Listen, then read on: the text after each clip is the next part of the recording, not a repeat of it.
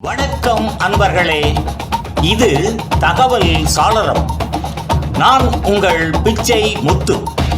தகவல் சாளரம் வழங்கும் போர்களின் பிடியில் பூமியின் மடி. இனி வருவது இரண்டாம் உலகப் போரின் இணையற்ற வரலாற்று தொடர்.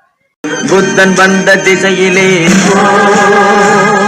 புனித காந்தி மண்ணிலே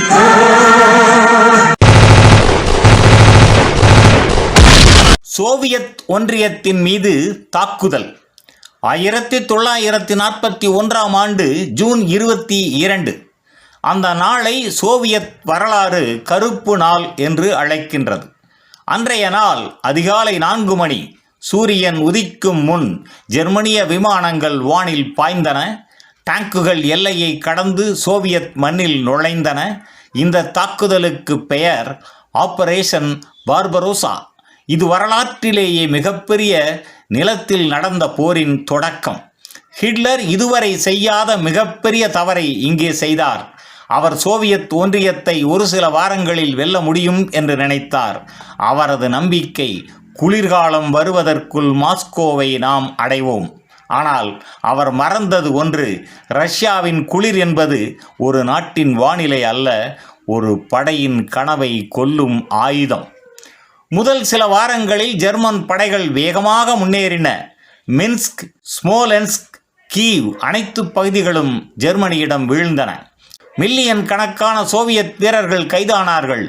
போரின் ஆரம்பத்தில் ஹிட்லர் வெற்றி பெற்றார் என்று உலகம் நினைத்து கொண்டிருந்தது. ஆனால் அவருக்கு எதிராக எழுந்தது ஸ்டாலின். அவர் மக்களிடம் உரைத்தார், "This is not a war for land. This is a war for our survival." இது நமது நிலத்திற்கான யுத்தம் அல்ல, நமது இருப்பிற்கான ஒரு யுத்தம். சோவியத் மக்கள் பின்வாங்கவில்லை. அவர்கள் தங்கள் நிலத்தை தாமே எரித்தனர். ஜெர்மன் படைகளுக்கு எரிபொருள், உணவு எதுவும் கிடைக்கவில்லை. பனி புயல் தொடங்கியது. -40 டிகிரி சென்டிகிரேட் குளிரில் டேங்குகள் நின்று போயின. வீரர்கள் பனியில் உறைந்து போயினர். மாஸ்கோ வாசலில் ரஷ்யர்கள் எதிர்த்தாக்குதலுக்கு தயாராகினர். அந்த நாளில் இருந்து ஹிட்லரின் கனவு உடைந்து போகத் தொடங்கியது. ஆபரேஷன் பார்பரோசா தோல்வியடைந்தது. ஆனால் அதன் விலை மிகவும் பெரியது. மில்லியன் கணக்கான உயிர்கள் இழக்கப்பட்டன. பனியும் பசியும் சேர்ந்த அந்த நிலத்தில் மனிதம் தன் சக்தியின் எல்லையை தாண்டி போராடியது. இது இரண்டாம் உலகப் போரின் திருப்பு முனை. ஹிட்லரின் பேரரசு குலையத் தொடங்கியது.